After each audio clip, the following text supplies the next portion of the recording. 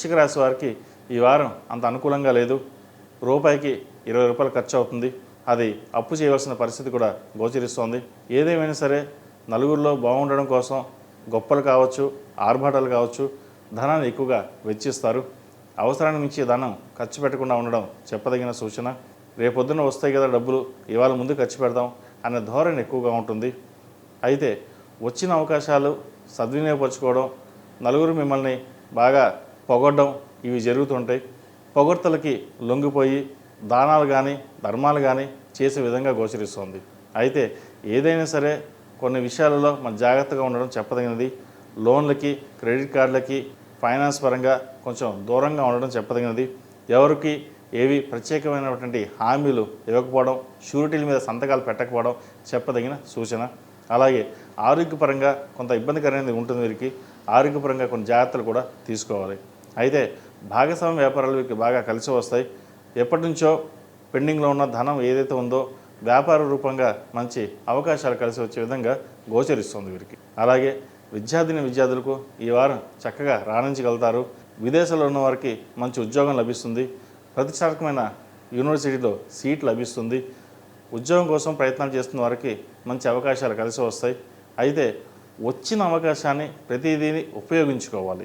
ద్వితీయ పంచమాధిపతి అయిన గురువు అష్టమంలో అంత బలంగా లేడు వీరికి. దానివల్ల చిన్నపాటి ఆరోగ్య సమస్య కావచ్చు, మనోవేదన కావచ్చు, యాంగ్జైటీ కావచ్చు, ఇటువంటి ఎక్కువగా ఉంటాయి వీరికి. కాబట్టి ఇటువంటి విషయ వ్యవహారాల్లో జాగ్రత్తగా ఆచితూచి వ్యవహరించడం చెప్పదగిన సూచన.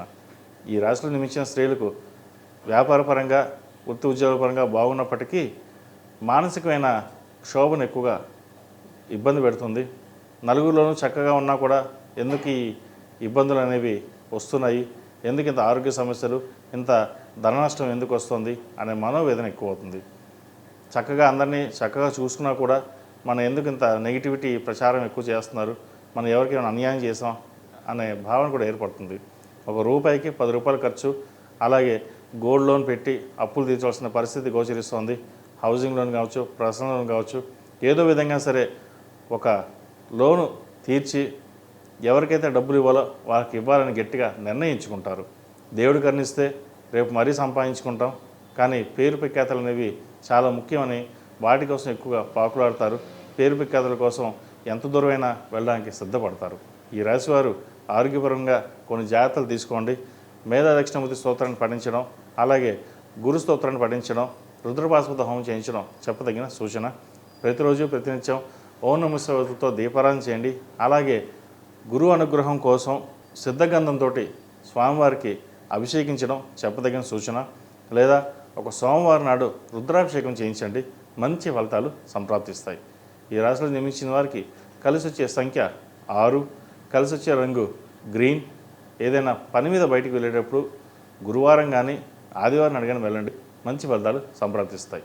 ePoojaStore.in పసుపు కుంకుమ నుంచి దేవతా విగ్రహాల దాకా అన్ని రకాల పూజలు, వ్రతాలు, వివాహం, గృహప్రవేశం, హోమాది శుభకార్యాలకు కావలసిన పూజా సామాగ్రి అంతా ఒక్క క్లిక్తో మీ ఇంటి వద్దకే. నేడే ఆర్డర్ చేయండి మీ ePoojaStore.in లో. One stop for all puja needs.